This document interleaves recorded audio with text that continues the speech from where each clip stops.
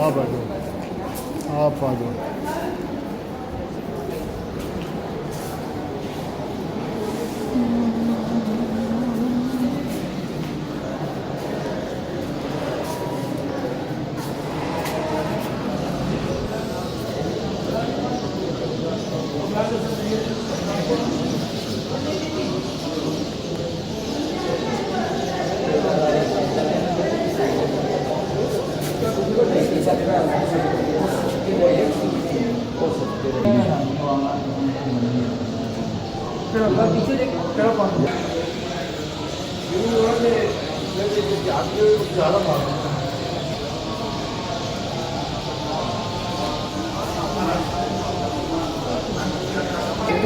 हाँ, जिस बंदे को रखो इसमें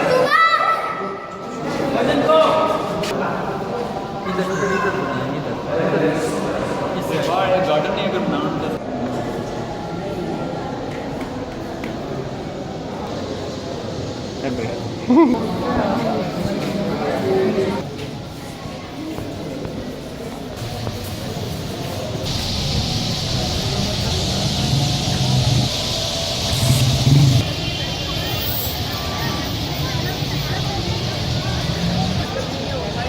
इंतजार का